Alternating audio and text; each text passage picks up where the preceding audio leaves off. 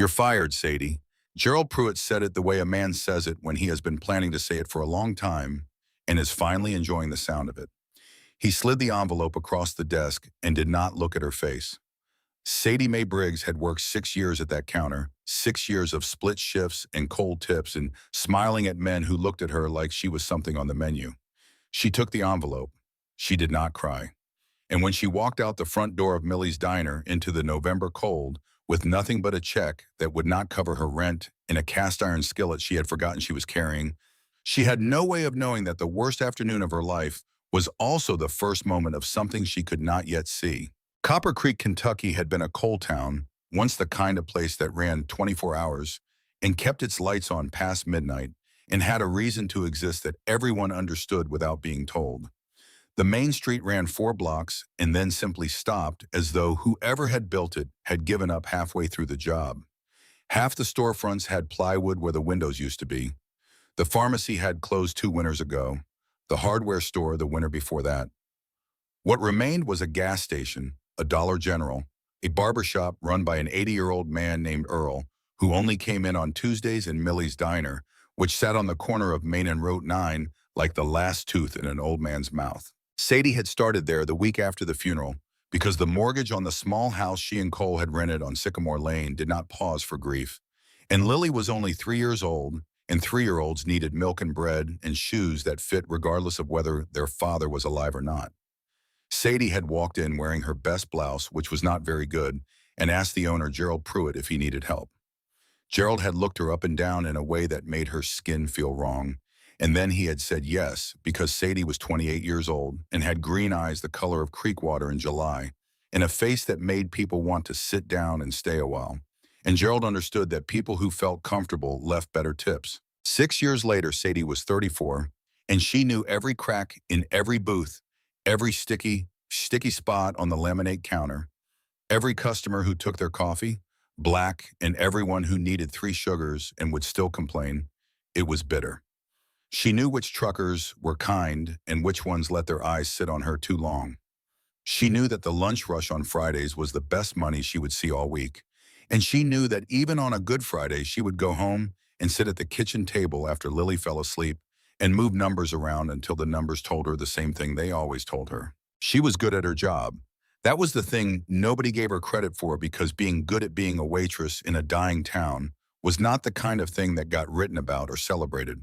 But Sadie was good at it the way some people are good at holding things together with their bare hands when the structure around them is collapsing.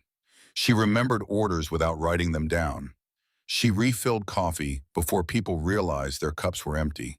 She had a way of appearing at the exact moment a customer needed something and disappearing before they felt crowded, which was a skill that took years to develop and that most people never managed at all. She also had a way of seeing people that most of them did not expect from a woman in an apron carrying a coffee pot. The morning it all changed started the way every morning started, which was with Sadie's alarm going off at 5:15 in the small bedroom of the house on Sycamore Lane.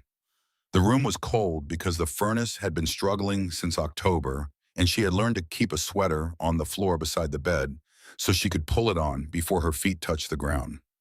She dressed in the dark the way she always did so, as not to wake Lily in the next room. She brushed her hair and pulled it back and looked at herself in the bathroom mirror for approximately 3 seconds, which was all the time she could afford. And then she went to the kitchen and made coffee and packed Lily's lunch and wrote a note that she left on the table beside the cereal box. The note said the same thing it always said.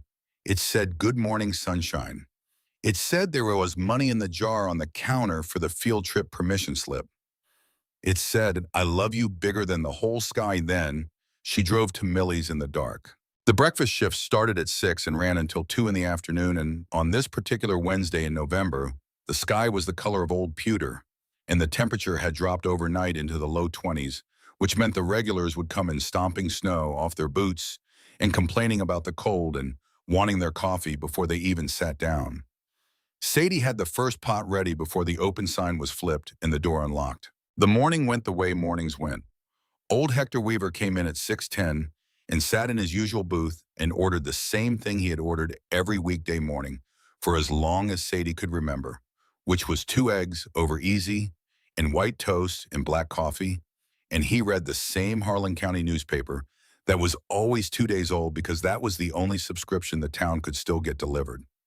The Barlow brothers came in at 6:45, still in their work clothes from the overnight shift at the distribution center in Harlan, and ordered stacks of pancakes and ate without talking, the particular silence of men who had been up all night doing work that ground them down slowly.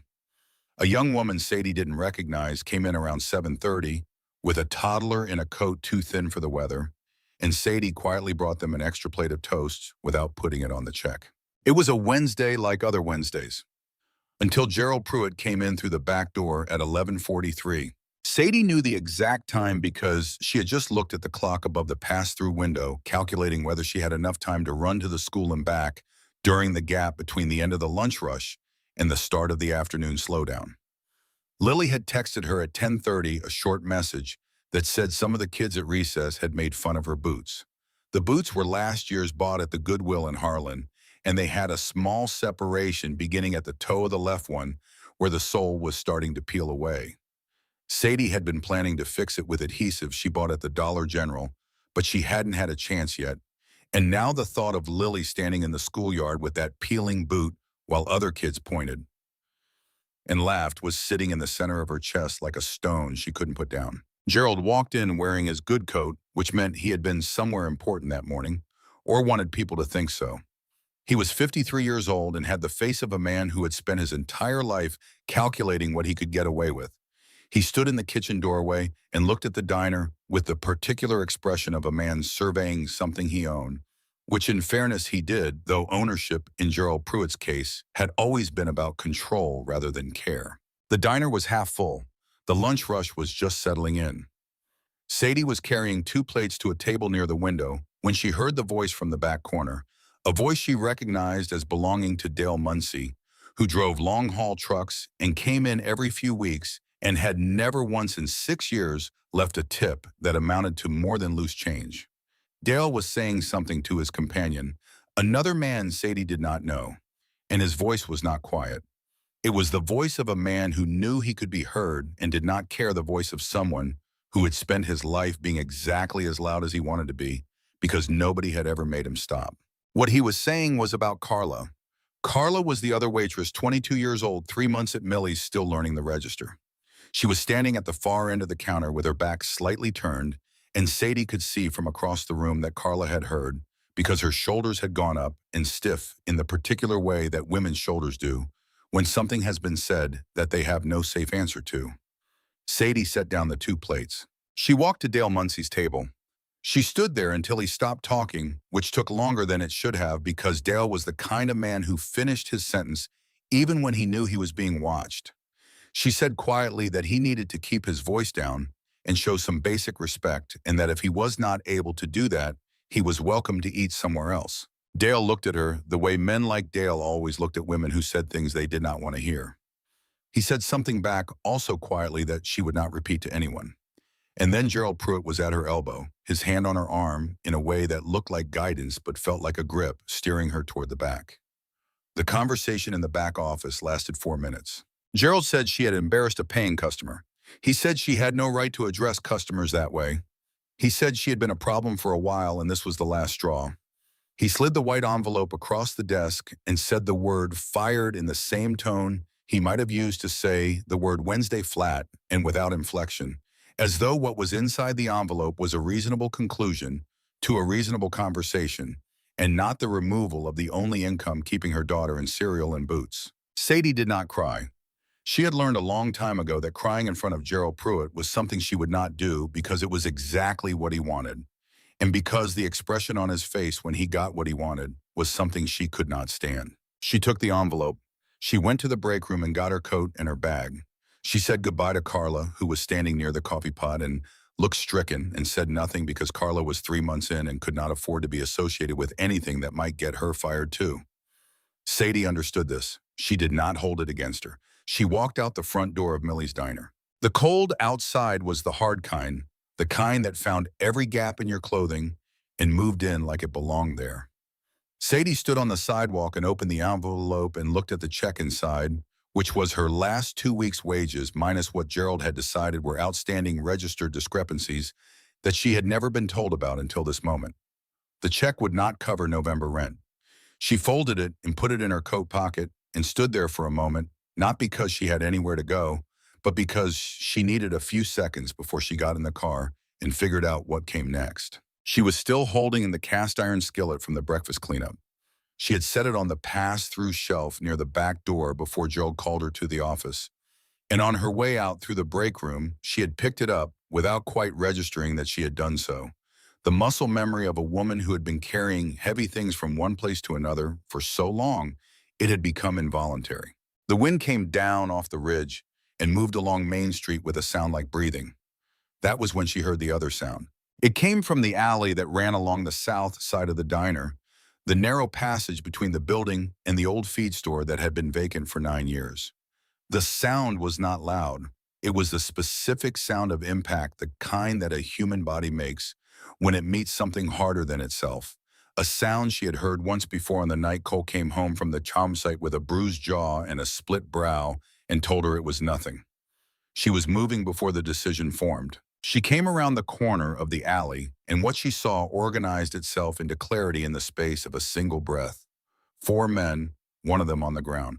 The one on the ground was young, maybe late 20s, and he was wearing a leather jacket with a patch on the back that she did not have time to fully read, though she registered the shape of a wolf's head and the words Iron Wolves MC in an arc beneath it. His dark hair was matted on one side. His right arm was pressed against his ribs. The 4 men standing over him were not large individually, but they had the particular configuration of people who had planned this, who had arranged themselves with the specific geometry of people who knew what they were doing.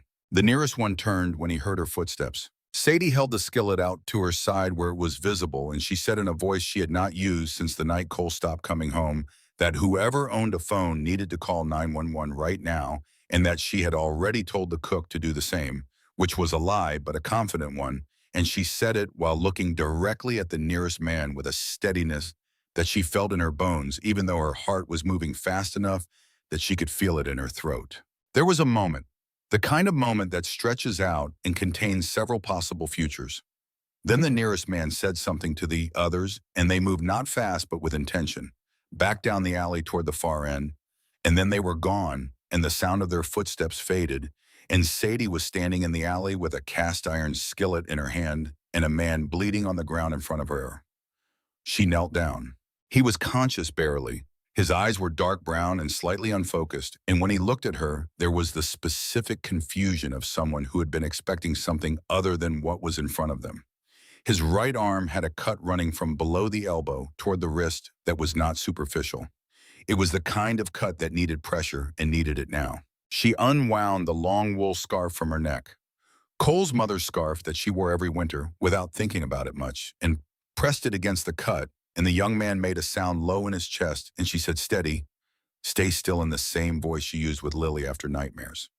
She called 911 with her other hand. She stayed with him. She stayed with him while the operator asked her questions. She stayed with him while he tried to tell her his name and only got the first syllable out before his head went back against the ground. She stayed with him while the cold worked through her coat and into her shoulders, and the smell of copper and exhaust filled the narrow space between the buildings. She stayed with him because leaving had never been the thing she was good at. His name, she found out later, was Danny Cobb. The ambulance came in 7 minutes. The paramedics were efficient and took the young man away on a stretcher, and Sadie stood in the alley holding her scarf, which was ruined, and looked at the empty space where he had been. Then she went and got in her car and sat in the parking lot of Millie's Diner and called the school and asked them to tell Lily she would be there for pickup at the regular time and that everything was fine. The numbers on the kitchen table told her the same thing they always told her. She folded the paper and put it in the drawer and did not look at it again that night. That was when a shadow moved across the window of her car. Sadie looked up. A man was standing at the edge of the parking lot, not close to her car, not approaching. He was very large, the kind of large that registered before anything else did, and he was wearing a leather jacket with the same patch she had seen on the young man in the alley, the wolf's head. Iron Wolves MC. He was somewhere in his early 50s with gray at his temples and a jaw that looked like it had been broken once, and set slightly wrong and a scar that ran from below his left ear to the edge of his chin. His eyes were dark and level, and they were looking at her car with an expression she could not immediately read. He was not threatening. That was the thing she noticed first, or perhaps what she noticed was the absence of threat, which in Copper Creek was sometimes the most notable thing about a person. He stood with his hands at his sides, and he watched her car, and then as if he had reached some internal conclusion, he turned and walked back toward the row of motorcycles parked along the far end of the lot. There were 6 motorcycles. There were men near each of them, all in the same cut, all watching. Sadie started her car and drove to the school. Lily was waiting on the front steps. She was 7 years old with Cole's dark hair and Sadie's green eyes and a gap between her front teeth that the dentist said would close on its own given time. She was wearing the boots with the peeling sole and a coat that was big enough to last another winter if Sadie was careful. And she was holding a piece of paper in both hands that she had been working on during art class, a drawing in crayon of a woman with red hair carrying a very large plate. "That's you," Lily said, handing it over. "I made you look strong." Sadie took the drawing and held it for a moment, and then carefully folded it and put it in her coat pocket alongside the check. She said, "I am strong, sunshine." She buckled Lily into the back seat and drove them to the Dollar General, where she bought adhesive for the boot sole and a box of pasta and a jar of tomato sauce and a half-gallon of milk. And she paid with the last of the cash in her wallet and stood at the register while the total came up and did not let her face change because Lily was standing beside her holding a $3 box of animal crackers and looking up at her with Cole's dark eyes. And the thing Sadie had decided a long time ago was that whatever the math looked like, her daughter would not see it on her face. She fixed the boot sole on the kitchen table that evening while the pasta cooked. She let Lily eat the animal crackers while they waited for the water to boil. She read 2 chapters of a library book after dinner and sat beside Lily's bed until the girl was asleep, which took longer than usual because Lily had questions about whether being strong meant the same thing as not being scared. And Sadie had said that being strong was mostly just being scared and doing the thing anyway. And Lily had thought about this for a while and then said okay and closed her eyes. Sadie was lying in the dark, not sleeping, when her phone lit up with a number she did not recognize. A male voice, low and deliberate. He said his name was Rex Donovan. He said his people had been told what happened in the alley, how it happened, the length of time she had stayed.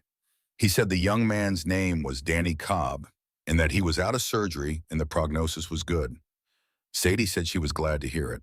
The voice said that he understood she had lost her job that day. Sadie said nothing. The voice said that he was not calling to offer her anything. He was calling because a debt had been acknowledged and he wanted her to know that the acknowledgement was real and that it came from Iron Wolves MC in its entirety. He said he wanted to give her the address of a property the chapter maintained on the north end of Copper Creek, a few cabins used by members passing through, and that cabin 4 was empty and clean and had heat that worked, and that if she needed it, it was available, no conditions, for as long as she needed it. There was a silence. Sadie said she was not the kind of person who accepted handouts. Rex Donovan said he was not the kind of man who offered them. There was another silence longer than the first. He said the address was Ridgeline Road, North End, past the old water tower. You cannot miss the turnoff. He said the key was under the 3rd stone to the left of the cabin door. He said the choice was entirely hers and that no one would follow up or ask questions. Then he said goodnight and ended the call. Sadie lay in the dark for a long time looking at the ceiling. She thought about Phil Garrett's voicemail and the check in her coat pocket and the number in the drawer that would not resolve itself into anything workable. She thought about Lily sleeping in the next room with the fixed boot beside the bed and the crayon drawing of the strong woman folded in her coat pocket. She thought about a man with a scar along his jaw standing at the edge of a parking lot with his hands at his sides, not threatening, and she thought that she had spent 6 years reading people across a diner counter, and she trusted what she had read. At midnight, she got up and began to pack. She moved quietly, filling a duffel bag with practical things. She did not take anything that was not necessary. She lifted Lily from her bed without waking her, the girl's head heavy on her shoulder and her breath warm against Sadie's neck. She carried her to the car and buckled her in, still sleeping, and then she went back inside and got the duffel and the last of the food from the refrigerator, and she looked at the small house on Sycamore Lane for a moment in the dark. 6 years. Cole's coat still hung on the hook by the door. She took it with her. She drove north on Route 9 through the empty streets of Copper Creek, Past the closed storefronts, in the gas station with its buzzing light, and the old water tower at the edge of town, where the road narrowed and the ridge rose up dark on both sides. The turnoff was exactly where Rex Donovan had said it would be. The cabin was small and clean, and the key was exactly where he said it would be. And when she got the door open and turned on the lamp inside, she found that someone had left a bag of groceries on the kitchen counter and fresh towels folded on the bed. No note, no conditions. She stood in the middle of the cabin looking at the groceries and the towels in the working heat, and she pressed her hands flat against the kitchen counter and breathed until the pressure behind her eyes receded. Then she went back to the car and carried Lily inside and put her in the bed and pulled the blankets up and sat beside her in the lamplight for a while. Lily slept without waking. The heat worked. Outside, the cold pressed against the windows of Ridgeline Road and Copper Creek, sat at the bottom of its valley under the Appalachian dark, and Sadie Mae Briggs allowed herself to stop holding quite so tightly for just this one night and let the warmth of someone else's consideration move through the cold room around her daughter. What she did not know, sitting in that cabin in the dark, was that 2 miles south of her, in the office of a property management company, in a building adjacent to Millie's Diner, Gerald Pruitt was on the phone with a man whose name appeared in no public record connected to Copper Creek, talking about Sadie Briggs and what she might have heard and what, given the circumstances, needed to happen before she could become a problem. She did not know that the 4 men from the alley had not acted independently. She did not know what her husband had known. And she did not know that Rex Donovan, sitting alone in a room above the Iron Wolves chapter house on the south edge of town, was looking at a photograph beside a report sealed and dated 4 years ago, with the name Cole Briggs typed in the summary block under the heading Incident Fatalities. She did not know any of this yet. But the warmth in this particular cabin on this particular night was not simply generosity. It was the beginning of something that would pull her life apart and put it back together in a shape she had never thought to imagine. The morning came gray and cold through the cabin windows, and Sadie was already awake before the light arrived, sitting at the small kitchen table with a cup of coffee, her hands wrapped around the mug and her eyes on the ridgeline visible through the glass. The trees up there were bare and dark against the pale sky.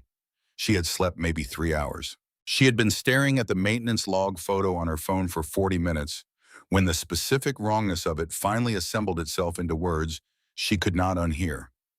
Roy Cundiff, retired school teacher, dead 18 months, signing off on underground safety inspections in a mine he had never entered. She set the phone down on the table and sat very still.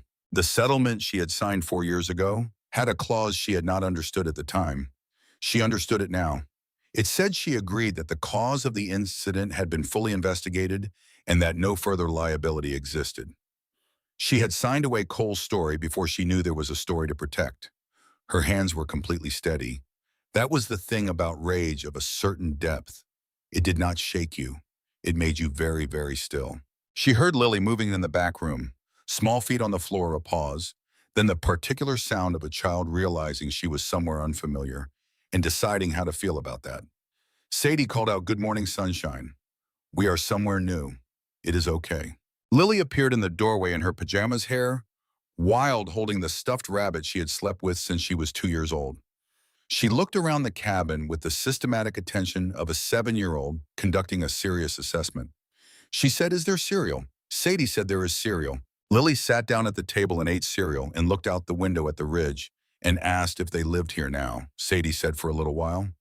Lily considered this, stirring her cereal in the methodical way she had when she was processing something.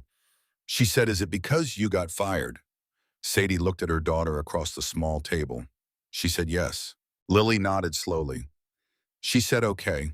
Then she ate her cereal and did not ask anything else about it, and Sadie felt the particular pressure that lived in her chest every time Lily absorbed something adult. Without complaint, the weight of a child who had learned too early not to make her mother's hard things harder. She dropped Lily at school at 7:50 and drove to the county clerk's office in Harlan. The clerk was a woman named Deborah, who had worked there for 20 years and had the particular efficiency of someone who had long ago stopped being surprised by anything people came in asking for. Sadie filled out the request form and paid the $12 copying fee and sat in the plastic chair by the window while Deborah went to pull the file. Deborah came back in 9 minutes. She set a manila folder on the counter and said, "You have a right to this as immediate family of the deceased." And that was true, and something about the phrasing landed differently today than it would have 4 years ago. Sadie sat in the plastic chair and read the report. She was not an engineer and she was not an attorney, and there were sections she did not fully understand. But she had 6 years of experience listening to miners talk over breakfast and lunch at Millie's, and she had lived with Cole Briggs for 5 years before she lost him, and she knew enough to know that the section of the report marked maintenance inspection log had entries that had been altered. Not obviously, not in a way that would register to someone who was not looking closely, but two of the dates in the maintenance log were in a slightly different typeface from the rest of the document, and one of these inspection signatures belonged to Roy Cundiff. And Sadie knew Roy Cundiff because he had eaten breakfast at Millie's every Thursday for 6 years until he died of a heart attack 18 months ago, and Roy Cundiff had never worked for any mining operation in his life. He had been a retired school teacher. She made a copy of the relevant pages on her phone, slowly making sure each image was clear. She drove back to Copper Creek. She sat in the parking lot of the Dollar General and thought about what she was holding and what it meant and who she could possibly tell. She had no attorney. She had no money for one. She had no allies in this county who had resources, because the people in Copper Creek who had resources were the same people who had been running it into the ground for decades, and they were all connected to each other in ways that she had understood abstractly for years, without ever thinking it would matter to her specifically. Her phone buzzed. A text from an unknown number. It said, "There is someone who wants to meet with you. Ridgeline Road 6 tonight. No obligation." She stared at the message for a long time. She typed back who was asking. The reply came in 30 seconds. It said Rex. She drove to the cabin and spent the afternoon applying for every job listing she could find within 40 miles of Copper Creek, which took 2 hours because there were not many. She called Phil Garrett and left a message that was carefully honest, explaining that her employment situation had changed and asking for 2 weeks. Phil called back in an hour and said he would see what he could do. She picked up Lily at 3:15. Lily had had a good day and had made a drawing in class of the cabin with the mountain behind it, which she said was their new house. Sadie said it was a temporary house. Lily said temporary could still be a home. Sadie looked at her daughter in the rearview mirror and did not say anything back because there was nothing to say back to that. At 5:45, after Lily was settled with a book and a snack, Sadie walked outside. Rex Donovan was already there. He was sitting on the porch steps of the cabin, not inside, not approaching, just sitting on the steps with his forearms resting on his knees in the particular way of a man who was accustomed to waiting. He was wearing the leather cut over a flannel shirt, and in the late afternoon light of the ridge, she could see the full patch on his back clearly for the first time. Iron Wolves MC Kentucky, President. She sat down on the step beside him, not close but not distant, and they looked at the tree line for a moment without speaking. He said, "How is Danny?" Rex said out of the hospital this morning. Hard-headed enough that the doctors were more annoyed than worried by the end. She said she was glad. He said, "I know what you found at the clerk's office today." She turned to look at him then, because that was not something she had expected him to say, and not something she could let pass without looking at the man who had said it. His face in profile was not an easy face to read. The scar along his jaw was old and healed clean. His eyes, when he turned to meet hers, were dark and steady and held the specific quality of someone who had made a decision before arriving and was now waiting to find out whether she was going to make the same one. He said, "My people have been watching Black Ridge for 8 months. We had reasons of our own. When I found out whose name was in the incident report, I started looking at other things." He paused. Gerald Pruitt sits on the County Economic Development Board. That board approved the extension of Black Ridge's operating license 3 years ago, 6 months after the collapse, despite a state safety review that recommended suspension. He has financial relationships with the ownership group in Lexington, has had them for 11 years. Sadie was quiet for a moment. She said, "You are telling me Gerald Pruitt had a reason for what happened to Cole." Rex said, "I am telling you what I know and what I can document. What it means is for you to decide." The cold was coming down off the ridge the way it did in the late afternoon in November. Sadie pulled her coat tighter and looked at the trees and felt something that was not grief exactly, and not rage exactly, but some combination of the two that had been sitting inert in her chest for 4 years, because she had not had the information to activate it. She said, "What do you want from me?" Rex turned and looked at her directly. He said nothing. "I am telling you this because you have a right to know it. What you do with it is your business." She said, "People who tell you something and then say it is your business usually have a next sentence." Something moved across his face that might have been almost a smile in another context. He said, "There is a man named Walt Riggs. He is 71 years old and lives on Creekside Road. He was the section foreman on Tunnel 7 the morning of the collapse. He was not inside when it happened because he had been called to the surface on a pretext 20 minutes before the shift ended. He has known for 4 years what was done to those men in Tunnel 7. He has been too afraid to say it." Sadie said, "Why is he afraid?" Rex said, "Because the same people who own the mine also own 3/4 of the residential property in this county, including the house Walt Riggs lives in. And because his daughter lives in Harlan and has 2 children and works for the county government, which is appointed, not elected." Sadie understood. She had lived in Copper Creek long enough to understand how these things work, the interlocking arrangements that kept certain people silent, the careful architecture of dependency that made it difficult to move in any direction without touching something that belonged to someone who had power over something you needed. She said, "Is Walt willing to talk?" Rex said, "He is willing to talk to you. He knew Cole. He asked about you specifically." She sat with that for a moment. She said, "Why me?" Rex was quiet for what felt like a long time. He looked at the ridge and then back at his hands. When he spoke, his voice was lower than it had been. He said, "Because Walt Riggs is an old man who is running out of time and running out of excuses, and I think he needs to say what he knows to someone who has a reason to hear it. He can say it to an attorney eventually, but first he needs to say it to a person." Sadie looked at the man sitting beside her on the porch steps, and she thought about what it meant to trust someone on limited information and whether the limited information she had was enough. She thought about the maintenance log with the wrong typeface. She thought about Roy Cundiff's name on a document, Roy Cundiff, who had never worked a mine in his life, dead of a heart attack 18 months ago, and no longer able to dispute it. She said, "I will talk to Walt Riggs." She picked up her phone and called Walt that evening and told him she was ready whenever he was, and she heard in his voice the specific quality of a man who had been waiting for someone to make that call for a very long time. The meeting with Walt Riggs happened 2 days later on a Friday afternoon at a diner in Harlan that was not Millie's and where neither of them was known. Walt was a small man, compact and precise in his movements, and he had the eyes of someone who had spent decades watching for small changes in large dark spaces. He shook her hand and sat down and ordered coffee and looked at her across the table and said he was sorry for her loss, and the way he said it was different from the way people had said it at the funeral, because those people had said it to fill the silence, and Walt said it because he meant a specific thing by it. He talked for 2 hours. He did not cry. He was the kind of man who had moved past crying about it into the dry territory beyond where a person knows what they know and lives with it like a stone in the center of themselves. He told her about the inspection records and the reports that had been rewritten, and the phone call he had received the morning of the collapse 40 minutes before the shift ended, telling him there was a problem at the surface entrance that needed his attention immediately.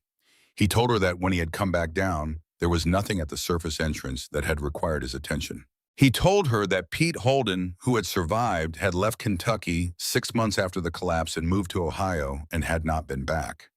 He told her that Gary Sloan's widow had received a larger settlement than Sadie and had signed a more comprehensive document. He told her that he had a folder at his house on Creekside Road that contained copies of the original inspection records, the ones that had been on file before they were altered because Walt Riggs had been a foreman for 31 years, and he had kept copies of everything as a professional habit that had nothing to do with anticipating what was coming and everything to do with the kind of man he was. Sadie drove back to Copper Creek with her hands steady on the wheel and the recording on her phone running to 1 hour and 53 minutes. On Saturday morning, Sadie's phone showed a voicemail from a number registered to the Department of Child and Family Services in Harlan County.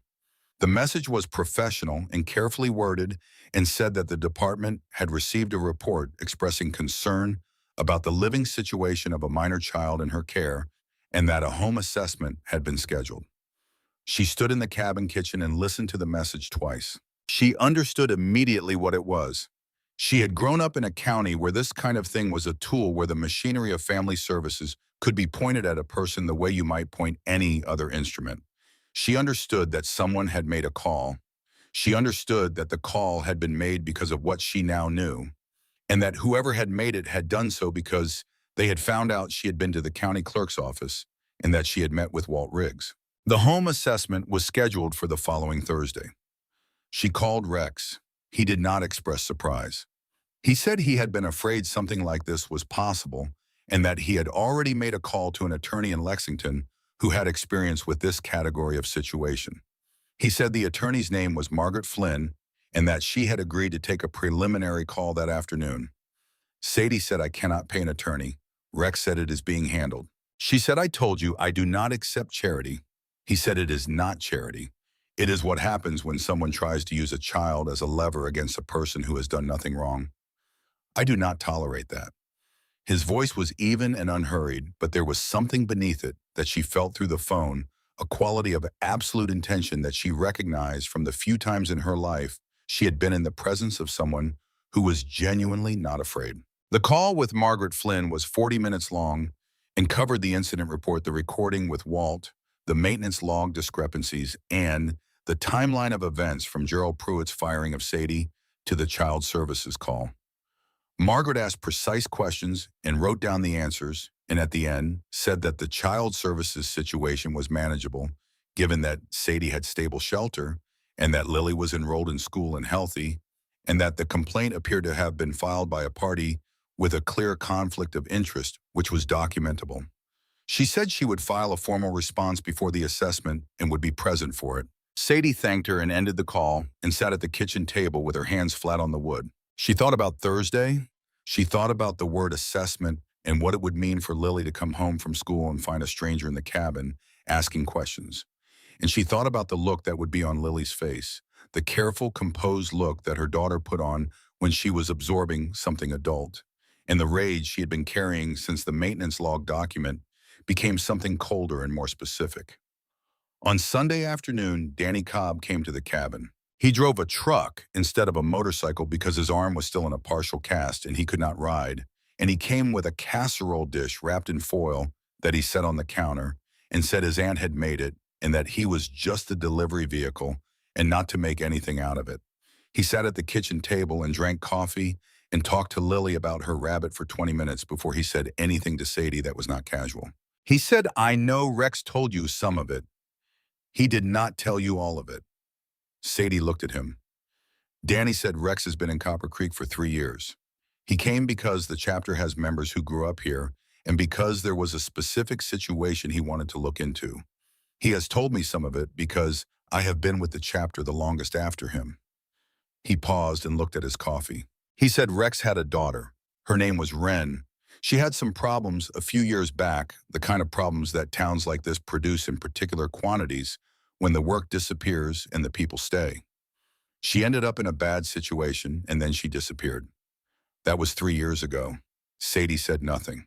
Danny said the last confirmed location anyone had for Wren was Copper Creek, specifically the area around Black Ridge and some of the people connected to that operation, which had a side business beyond mining that the operators thought was not visible, and that Rex has spent 3 years making sure he knew completely. He looked at Sadie directly.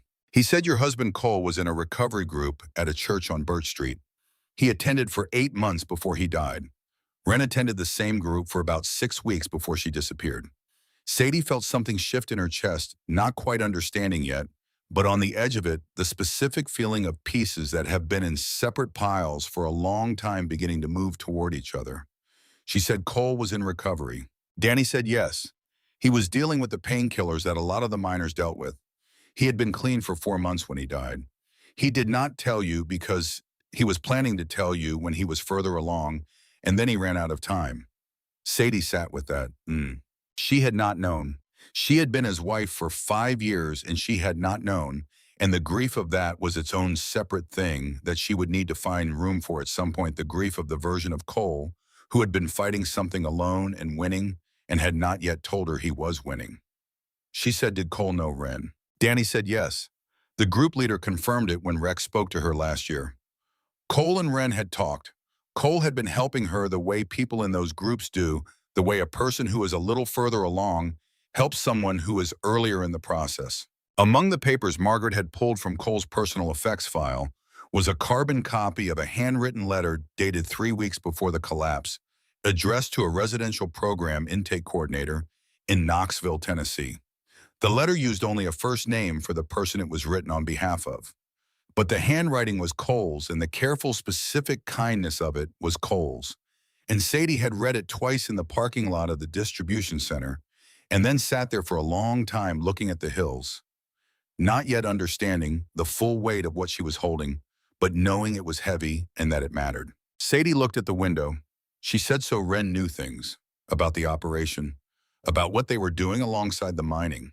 Danny said, "We believe so. We believe that is why she disappeared when she did." The word disappeared settled in the room between them. Sadie thought about Rex sitting on the porch steps looking at the tree line with the expression she had not been able to fully read. She understood it better now. It was the face of a man who had been carrying something for 3 years that he could not put down and could not resolve, a man who had been looking for his daughter in the specific way that people look for things when they are not sure whether they are still looking for a living person or something else, and who had kept going anyway because the alternative was impossible. She said, "Does he know where she is?" Danny said not yet. He finished his coffee and stood up and looked at Lily, who had fallen asleep on the small couch with the rabbit tucked under her chin. He said, "Rex does not talk about Wren to people because he cannot afford to in this situation. But I thought you should know, because you are in this now, whether you chose it or not, and you deserve to know what the whole shape of it is." He picked up his coat. He said, "There is one more thing. One of our younger members, a man named Joey Slater, had been providing information to Pruitt's people about your movements and about what we know. Rex found out 2 days ago. Rex had found out about Joey on a Wednesday morning, and by Wednesday noon, Joey Slater had packed what he could carry into a single bag, while 23 men stood in a silent half circle in the chapter house and watched him do it. Rex had said only one sentence. He had said, "You sold a woman and her child to people who wanted to use them as leverage, and you will carry that for the rest of your life without us to help you carry it." Then he had walked away and not looked back, because looking back was for situations that deserved a second thought. Danny said, "Joey is no longer a member of this chapter." Sadie sat with the quiet of the cabin and her sleeping daughter and the casserole on the counter in the shape of everything Danny had told her, arranged in her mind like a map of a territory she had been living in without knowing its real features. She thought about Cole in a church on Birch Street on Tuesday evenings, clean and fighting and planning to tell her. She thought about a young woman named Wren who had disappeared from Copper Creek 3 years ago after knowing too much about the wrong people. She thought about Rex Donovan sitting alone in a room somewhere looking for his daughter and information that kept not quite resolving into a location. She opened her phone and called Walt Riggs and told him to gather everything he had left, every piece of paper, every memory, because they were going to need it all, and they were going to need it soon. On Wednesday night, one day before the Child Services assessment, Sadie's phone rang at 9:40. Rex's voice. No preamble. He said, "Walt Riggs's truck is on fire on Creekside Road. Walt is not hurt. He is with our people. But the folder is gone." Sadie felt the cold of it move through her. She said, "The original inspection records." Rex said, "Yes." A silence. She said, "I have the photos on my phone, the ones I took at the clerk's office. They are not the originals, but they are something." Rex said nothing for a moment. Then he said, "There is something else. Something I should have told you before tonight." He paused. "My company's legal division has been subpoenaed copies of all financial records between Donovan Group and Black Ridge Extraction for the past 5 years as part of a separate federal review that began 6 months ago. Donovan Group holds a minority position in the ownership structure of Black Ridge." Sadie said, "Your company owns part of the mine." He said, "A minority position. Enough that I have access to internal records that Walt's folder confirmed but did not fully document." She said, "And you have those records." He said, "I have had them for 6 months. I have been waiting for Walt to come forward, so there was a human account to accompany the documentation, because financial records alone do not tell the story of what happened in Tunnel 7. They tell the what. Walt tells the why. And he paused, "You are the reason any of this matters beyond a financial penalty and a regulatory fine." Sadie stood in the cabin kitchen in the dark with her phone against her ear, and felt the full weight of what he was saying settle around her. She said, "You are telling me you could have moved on this 6 months ago." He said, "I am telling you that I could have initiated a federal process 6 months ago that would have resulted in fines and possibly some license revocations." He paused. "I am telling you that is not the same thing as justice for Cole Briggs or the other men in Tunnel 7, and that I was not willing to settle for what the federal process alone would deliver." She did not say anything for a long moment. She said, "And now?" He said, "Now, Margaret Flynn is filing in federal court tomorrow morning with everything we have, combined. The photos, the recordings, the financial documentation, the subpoenaed records, before the child services assessment, before Pruitt's people have time to respond to losing Walt's folder." He was quiet for a beat. Then he said, "There is one thing you should know before tomorrow. When Margaret files, my name will appear in the documentation as a cooperating party." The full name, not Rex, the legal name. Sadie said, "What is your legal name?" He said, "Elias Rex Donovan. I am the principal owner of Donovan Group. It is a construction and development company based in Louisville. Annual revenue in the last fiscal year was approximately $430 million. The silence that followed was the longest silence of the entire conversation. Sadie stood in the kitchen of a small cabin on Ridgeline Road in Copper Creek, Kentucky, in the dark holding her phone, and looked at the grocery bag on the counter that had been there when she arrived, and the clean towels folded on the shelf, and the heat that worked. And she thought about a man in a leather cut sitting on porch steps with his hands on his knees, looking at the tree line and saying, "It is not charity. It is what happens when someone tries to use a child as a lever." She said, "How long have you been in that leather jacket?" He said, "Since I was 24. Some things do not change because the number in the bank account changes." She said, "Is Ren still alive?" The silence that followed this question was different from the others.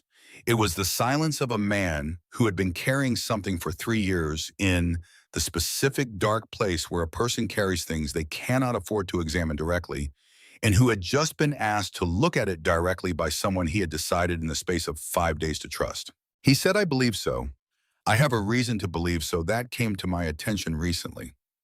I am not ready to say more than that until I know more than I know." Sadie said, "When you know more, tell me." He said, "I will." She said good night and ended the call and stood in the kitchen for a long time. Outside, the dark pressed against the windows of Ridgeline Road and Copper Creek, sat in its valley with all of its arrangements and all of its silences and all of its debts coming due. And tomorrow, Margaret Flynn would walk into a federal courthouse in Lexington with a file that contained the full shape of what had been done to Tunnel 7 and the men inside it, and Sadie Mae Briggs, who had held things together with her bare hands for 6 years, was finally holding something that pushed back. The morning of the child services assessment arrived cold and clear, the kind of November morning where the sky is so pale it looks like the color has been pressed out of it by the weight of the cold above.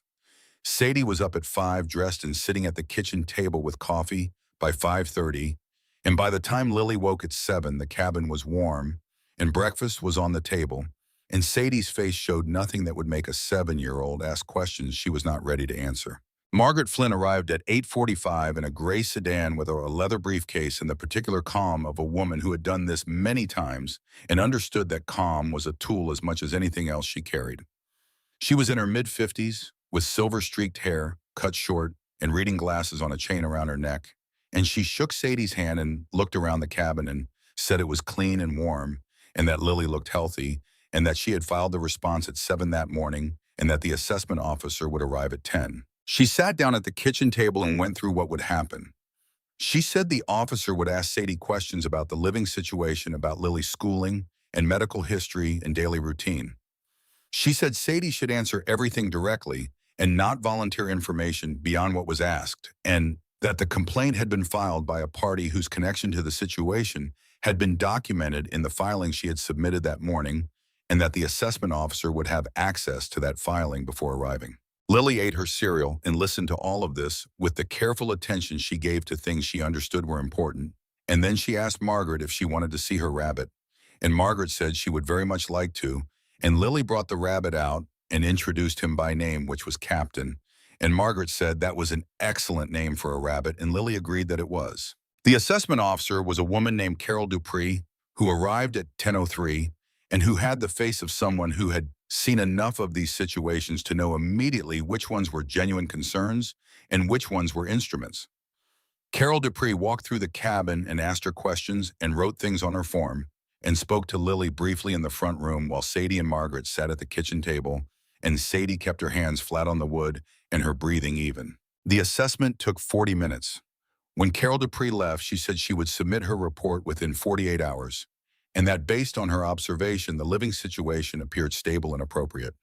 She said it without particular emphasis, but she said it looking at Sadie directly, which Sadie understood as a message of the professional kind delivered in the only language that the formal situation permitted. After she left, Margaret sat with Sadie for another hour and walked through the timeline of what was coming.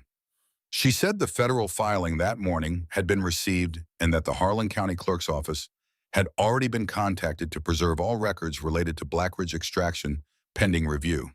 She said Gerald Pruitt had been named in the filing as a party of interest and that his attorney had contacted her office before 9 that morning. She said the financial documentation from Donovan Group, combined with the recording of Walt Riggs and the photographic evidence from the maintenance log, constituted a substantial case.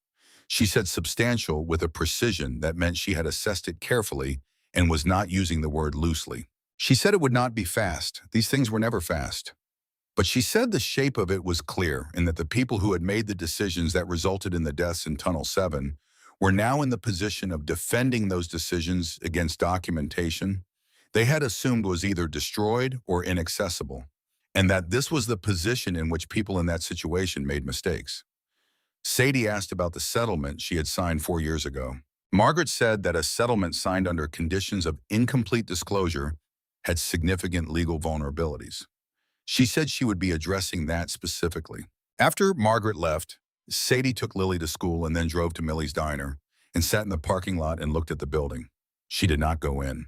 She sat there for about 10 minutes looking at the windows and the sun and the corner where she had stood a week ago with a check in her hand, and she thought about 6 years of shifts and tips counted in piles on the passenger seat of her car, and about Gerald Pruitt's hand on her arm steering her toward the back office, and about Cole driving to a church on Birch Street on Tuesday evenings and fighting something alone and winning and planning to tell her when he was further along. She thought about what further along would have looked like the specific future they had been building toward without knowing how much of it was already in jeopardy. She started the car and drove back to Ridgeline Road. Gerald Pruitt was arrested on a Tuesday morning in January, walked out of his house on Oak Street in Harlan in handcuffs, while a neighbor filmed it on a phone, the video reaching 400,000 views by evening in the way that these things do when they show something people have been waiting a long time to see. The charges included fraud, falsification of public safety records, and conspiracies in connection with the deaths of Cole Briggs and Gary Sloan. His attorney called it an overreach. Margaret Flynn called it a start. Walt Riggs heard about the arrest on the radio while he was drinking his morning coffee on the porch of his house on Creekside Road, the same porch he had sat on for 4 years, with the weight of what he knew pressing down on him like a second roof. He sat there for a long time after the radio moved on to other news. Then he went inside and called Sadie and did not say anything for a moment, and she did not say anything either. And that was the right thing because some moments did not need words, they only needed to be shared. The weeks that followed moved with the slow momentum of large institutional things generating paperwork and depositions and motions that Margaret described in their calls with the precise neutral language of someone who was winning but would not say so until she was certain. 2 officials from the County Economic Development Board had been contacted for interviews. The Black Ridge ownership group in Lexington retained new counsel. 2 of the 3 primary investors had retained separate counsel, which Margaret said was very good news, because people who retained separate counsel in situations like this were people who were beginning to calculate personal exposure, and personal exposure was where the truth lived. Walt Riggs received a call from an attorney in Lexington informing him that the lease on his property on Creekside Road would be renewed at no increase, and that a review of his situation had determined that an error had been made in previous communications. Walt called Sadie after and said he supposed that was one way to describe it, and she heard something in his voice that was the specific quality of a man who had lived with something heavy for 4 years and felt the first real reduction in the weight. Sadie found work at the distribution center in Harlan daytime hours that let her be back for Lily's school pickup, supervised by a woman named Donna, who had been running that floor for 11 years, and who after the first week told Sadie she was the fastest learner she had seen in a long time.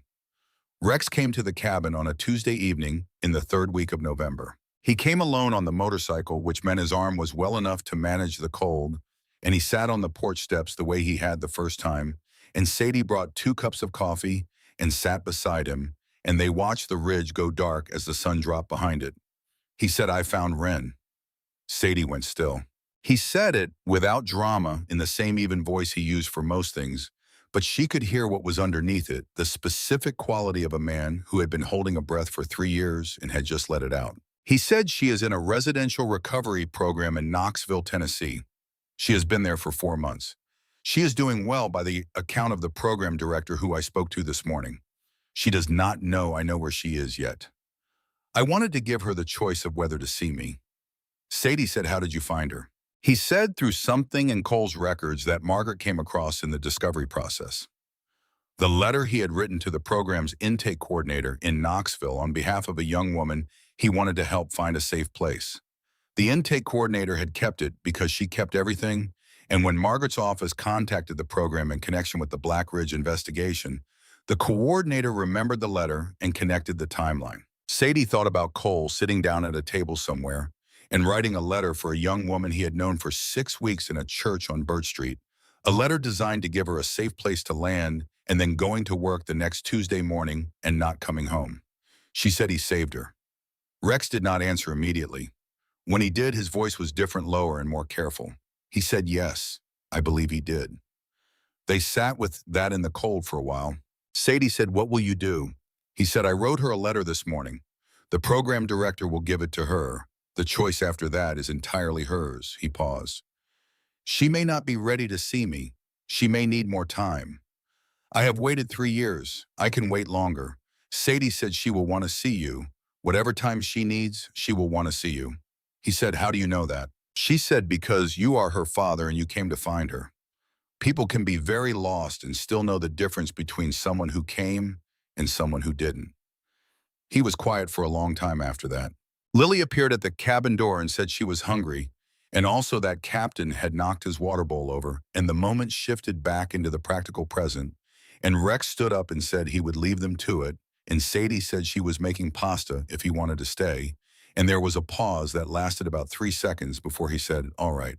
He sat at the kitchen table while Sadie cooked, and Lily told him with considerable detail and apparent authority about the rules of a card game she had invented that involved Captain the Rabbit as a permanent wild card. Rex listened with the full attention of someone who had not had a reason to listen to a child talk in a long time and had forgotten how restorative it was. He asked questions. He got the rules wrong twice on purpose because Lily's expression when she corrected him was worth the mistake. Sadie stood at the stove and watched her daughter correct a man with a scar along his jaw and a wolf's head on his back about the proper function of the rabbit wildcard. And she thought about how the shape of a life could look completely different from the inside than from the outside, and how the things that appeared to be endings were sometimes only the place where one shape ended and another began. On the 15th of December, Margaret called with news that Sadie sat down to receive. The Black Ridge Ownership Group had submitted a proposal for settlement that included full acknowledgement of the maintenance record, falsifications, a compensation figure for the families of Cole Briggs and Gary Sloan that was substantially different from the original settlement amounts, and a commitment to a third-party safety audit of all remaining operations. The compensation figure was 12 times what Sadie had received in the original settlement, and the original settlement's confidentiality clause had been voided. Margaret said, "You can talk about it now. All of it, if you want to." Sadie said, "I want to." She told Lily that evening in the cabin kitchen, with Captain sitting on the table between them. She told her as much as a 7-year-old could hold, which was more than most people would have estimated. She told her that Daddy had known something important, and that some people had not wanted him to know it, and that Mommy and some other people had spent a few months making sure that what Daddy knew was heard, and that the people who had done wrong were going to be held responsible. Lily thought about this for a while.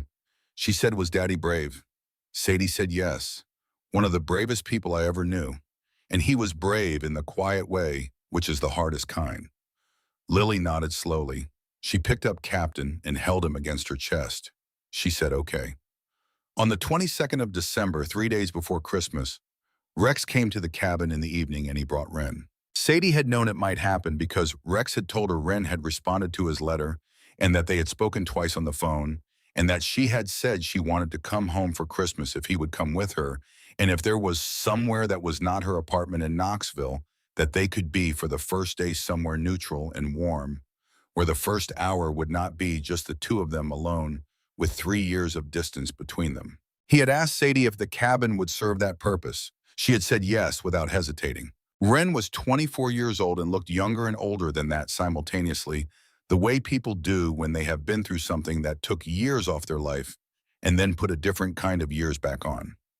She had Rex's dark eyes and a quality of watchfulness that Sadie recognized as the specific alertness of someone who had spent time in environments where watchfulness was necessary for survival. She shook Sadie's hand and looked around the cabin and then looked at Lily, who was standing in the kitchen doorway, holding Captain and assessing Wren with the systematic attention she applied to new situations. Lily said, "Is that your dad?" Wren looked at Rex. She said, "Yes." Lily said, "He is nice. He got the rabbit wild card wrong on purpose so I could correct him." Wren looked at Rex for a moment longer than the comment required something moving across her face that had to do with 3 years of absence and the specific evidence of a father being himself in the space of that absence. And she turned away quickly and looked at the window, and Sadie moved to the stove and said dinner was almost ready and that everyone should sit down. They ate. Rex and Wren sat across from each other at the small cabin table, and the first hour was not easy because 3 years of separation do not dissolve over a plate of pasta, but it was real, which was better than easy. They talked about small things at first, the kind of small things that are really large things in disguise, and Lily contributed to the conversation from her end of the table with the natural authority of someone who did not understand that the conversation was difficult and therefore helped make it less so. After Lily went to bed, Sadie made more coffee and left Rex and Wren at the kitchen table and sat on the porch in the cold with her own cup and listened to the sound of the ridge in December, the particular silence of bare trees and hard ground, and winter settled in for its full duration. She heard through the window Rex say something she could not make out. She heard Wren say, "I know, Dad, I know." She stayed on the porch until the cold required her to go in. Spring came to Copper Creek the way spring comes to the Appalachians slowly, and then all at once the ridges going from bare gray to the first tentative green over the course of 2 weeks in April that felt like watching something remember how to be alive.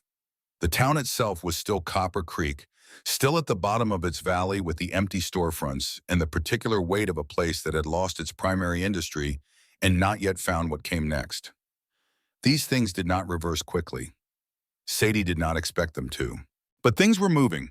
Walt Riggs had been interviewed for a regional newspaper and had spoken clearly and at length about what he had known and carried for 4 years. And the interview had been shared widely enough that people from counties away had called the paper to say they had similar things they wanted to say about similar situations. Margaret Flynn had 3 new inquiries from families in Harlan and Leslie and Perry counties. Sadie had been thinking about the diner for weeks in the way she had thought about certain things she wanted as a distant object she allowed herself to want, but had not yet allowed herself to move toward directly. Millie's had been closed since February when Gerald Pruitt's involvement in the investigation became public enough that the business had ceased to function as a going concern. The building sat on the corner of Main and Route 9 with a "for rent" sign in the window. She talked to Rex about it on a Saturday afternoon when Lily was at a friend's house, and they were driving back from Harlan on Route 119, with the windows cracked because the April air was finally warm enough to want it in. She said it out of nowhere in the middle of a conversation about something else, the way she sometimes said important things sideways and without build-up, because build-up gave the fear time to organize. She said, "I want to open a diner." Rex said nothing for a moment. He said, "On Main Street." She said, "Yes." He said, "Same building." She said, "Different everything else." He said, "What do you need?" She said, "Do not say you will handle it." He said, "I am asking what you need so that I can be useful in a specific way rather than a general one. There is a difference." She looked at him driving and thought about the difference between a man who handled things because it gave him control and a man who handled things because he understood what needed doing and was willing to do his part of it. She told him what she needed, which was the lease negotiated with the property management company in Lexington, a business loan she could actually repay, help with the renovation of the kitchen, and someone who knew the county licensing process. He said he could help with all of those things in ways that would leave the ownership entirely hers. She said that is the only way it works. He said, I know. The lease was signed in the third week of April. The renovation took 6 weeks and was done by a crew from Harlan that Rex had worked with before and that charged fair rates and did good work. And on 2 of the 6 weekends, Danny and 3 other Iron Wolves members showed up and worked alongside the crew without being asked, sanding and painting and rebuilding the counter without ceremony, because that was the way they did things. Ren came twice during the renovation.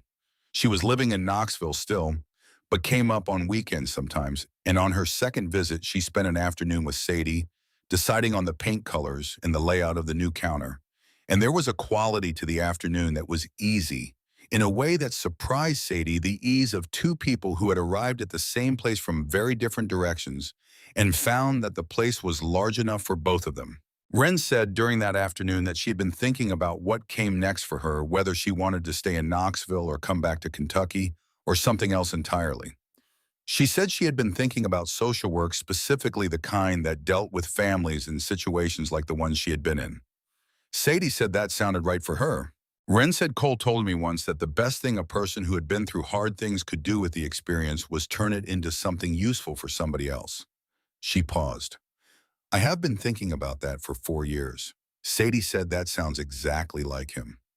The diner opened on the 14th of June, a Saturday in the early summer light of a morning that came in clear and warm off the ridge, with the quality of a day that has been waiting for the right occasion. Sadie had been there since 5 in the morning, the same time she had always arrived at Millie's, the muscle memory of 1,000 mornings orienting her body to the familiar work in the unfamiliar space. The kitchen was clean and modern, and the coffee was ready before the first car appeared on Main Street, and the sign above the door read Briggs in simple letters because that was the name she had decided on, and she had not deliberated about it. Cole's name was on the wall above the door, small and permanent, because she had put it there that morning before anyone arrived, because that was where it belonged. Lily arrived at 8 with Rex, who had picked her up from a friend's house where she had spent the night, and Lily came through the door in her good dress with Captain tucked under her arm, which was not strictly hygienic for a food establishment, but which Sadie had decided was an opening day exception. Lily looked around the diner with the systematic attention she gave to things that mattered, and then she looked at Sadie behind the counter and said, "It looks like you." Sadie said, "I hope so." By 9, the counter was full. By 10, there was a line outside the door, which in Copper Creek was not a thing that happened, and which caused several people to stop on Main Street and look at it as though they were not sure it was real. Old Hector Weaver came in at 9:15 and sat in the booth nearest the window and ordered 2 eggs over easy and white toast and black coffee, and Sadie brought it to him, and he looked up at her and said it was about time, and she said she agreed with him on that. It was Lily who noticed first. She was standing on a chair behind the counter, technically helping by handing napkins to customers when she pointed at the door and said, "Mom, that lady is crying outside and she does not have a coat." Sadie looked. A woman in her 50s was standing on the sidewalk, looking at the diner sign, with an expression that had nothing to do with the sign itself. Sadie went to the door. The woman said she had worked at Millie's for 2 years, 9 years ago, before Gerald Pruitt had found a reason to let her go. She said she had driven past this morning and seen the new sign and pulled over. Sadie opened the door wider. She said, "We open at 6, but come in now anyway." The woman came in and sat at the counter, and Lily brought her coffee without being asked, using both hands very carefully, and said, "Here you go," which was the most professional thing she had said all morning. At 10:30, the motorcycles arrived. She heard them before she saw them, the sound coming from the north end of Main Street and building into something that filled the street in the building in the Saturday morning air of Copper Creek, with a presence that was impossible to ignore. She came to the window and looked out. 47 motorcycles. They came down Main Street in 2 lines and filled the parking along both sides of the block, and then some, and the riders dismounted in the particular unhurried way of people who have covered distance and arrived somewhere they intended to be, and they stood on the sidewalk outside Briggs in their leather cuts in the June sunshine, and people on Main Street stopped and looked, and some of them took out their phones, and some of them just stood there because there are things that are more interesting than any photograph of them. Rex came through the door first. He looked around the diner and then at Sadie and said, "We are going to need more coffee." She said, "I made extra." Danny came in behind him with his arm fully healed and a grin that managed to be both sheepish and completely unrepentant about the size of the group he had helped bring. The members of Iron Wolves filled the counter and the booths and stood along the wall, and the diner that Sadie had thought would be sufficient for a first day in Copper Creek was suddenly operating at a capacity she had not anticipated. She made more coffee. Ren came in at 11 and sat at the counter and ordered eggs and talked to Danny about Knoxville and talked to Lily about Captain the Rabbit and ate her breakfast with the specific appetite of someone who had earned it. And Sadie watched her from behind the counter and thought about Cole writing a letter in the fall of the year he died and about the distance between that letter and this morning and about everything that had traveled through that distance to arrive at a June Saturday with 47 motorcycles on Main Street and eggs cooking on the grill and her daughter sitting at the counter showing a wild card rabbit to a woman whose father had found her because of what Cole had done. Carla came in at 3, the young waitress from Millie's who had stood near the coffee pot and said nothing the morning Sadie was fired. She stood in the doorway for a moment and then walked to the counter and said she was sorry quickly and without elaboration but without looking away. Sadie said, "I know. It was a hard position to be in." Carla said, "Is there any chance you need help?" "I am good at this. I was always good at this. I just needed a better place to be good in." Sadie looked at her for a moment. She said, "You can start Monday." Toward evening, when the main rush had thinned and the Iron Wolves had been fed and were drifting back toward their bikes in the long light of the June afternoon, Lily came and stood behind the counter beside Sadie. She was still carrying Captain. She had the expression of someone who had had a significant day and knew it. She said, "Mom, are we going to be okay now?" Sadie looked at her daughter, the dark hair and the green eyes, and the gap in her front teeth, and the rabbit under her arm, and she thought about every night she had sat at the kitchen table moving numbers that would not resolve, and about the specific feeling of walls closing in from all sides and how it felt now, this evening, after this day, standing in a room she owned on Main Street in Copper Creek with the summer light coming through the windows. She said, "We were always going to be okay. It just took a little longer to get here than I would have liked." Lily considered this. She said, "I think Captain helped."